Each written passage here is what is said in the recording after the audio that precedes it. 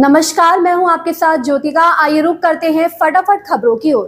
सरकार ने पत्र में कहा कि आरजी कर अस्पताल में हुए भयावह घटना के बाद 1 महीने तक मैंने धैर्यपूर्वक पीड़ा सही। मैं उम्मीद कर रहा था कि ममता बनर्जी अपनी पुरानी शैली में आंदोलनकारी जूनियर डॉक्टर से बात करेंगी, पर ऐसा नहीं हुआ और सरकार अब जो भी दंडात्मक कदम उठा रही है वह बहुत अपर्याप्त है, काफी देर से उठाए जा रहे हैं। सादेक को अयोग्य ठहराए जाने के सही कारण का आधिकारिक तौर पर पेरिस पैरालंपिक समिति ने खुलासा नहीं किया। हालांकि सादेक के हाथ में जो भी झंडा था वह काले रंग का था और इस पर अरबी संदेश लाल रंग में लिखे गए थे, जो अब सोशल मीडिया पर प्रशंसकों के बीच चर्चा का विषय बन गया है।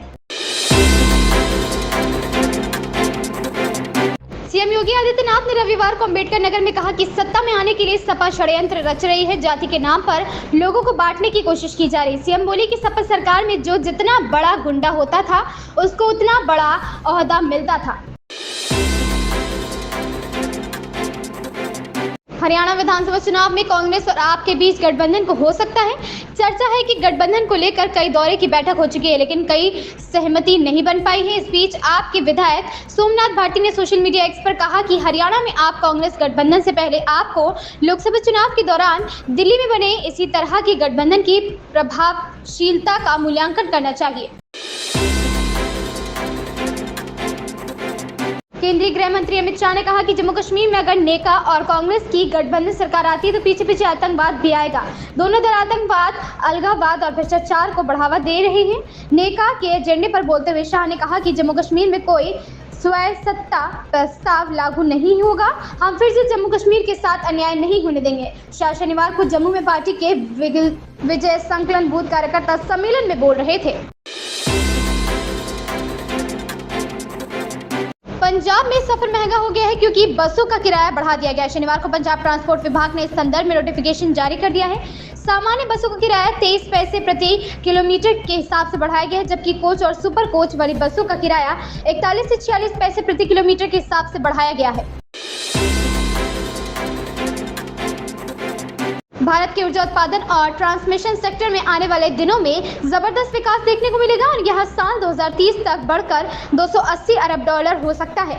अमेरिकी फर्म जेफरीज ने अपनी ताज़ा रिपोर्ट में दावा किया है कि रिपोर्ट में कहा गया है कि भारत में जैसे जैसे विकास दर बढ़ रही है वैसे ही ऊर्जा की खपत भी बढ़ेगी। रिपोर्ट के अनुसार भारत का ऊर्जा उत्पादन और ट्रांसमिशन सेक्टर वित्तीय वर्ष 2017 से 2023 की तुलना में वित्तीय वर्ष 2024 से 2030 तक बढ़कर दोगुना यानी कि करीब $280 अरब तक हो सकता है। दरभंगा में डीएमसीएच के सुपर स्पेशलिटी हॉस्पिटल के उद्घाटन समारोह के दौरान केंद्रीय स्वास्थ्य मंत्री जेपी नड्डा ने सामने बिहार सरकार के समाज कल्याण मंत्री मदन साहनी ने उनके सामने ही स्वास्थ्य सेवाओं की पोल खोल दी। उसको खोलकर उद्घाटन समारोह की किरकिरी कर दी। उन्होंने सभा को संबोधित करते हुए कहा कि पटना से मरीजों को सुविधा उपलब्ध कराने को भेजा जाता है, वह दरभंगा के मरीज तक नहीं पहुंच पाती है।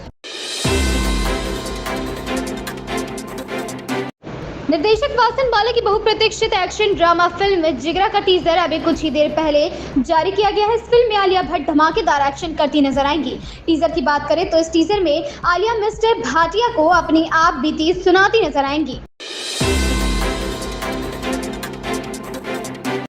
आगामी जम्मू कश्मीर विधानसभा चुनाव के लिए भारतीय जनता पार्टी के उम्मीदवारों की एक और लिस्ट जारी की है। इस लिस्ट में 6 उम्मीदवारों के नाम का ऐलान किया गया है। इस लिस्ट में आरएस पठानिया उधमपुर पूर्व से और नसीर अहमद लोन बांदीपोरा से चुनाव लड़ेंगे।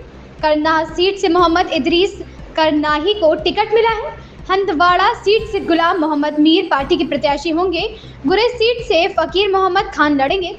सोनावारी विधानसभा सीट से अब्दुल रशीद खान मैदान में होंगे। इन खबरों में बस इतना ही। बने रहिए हमारे साथ।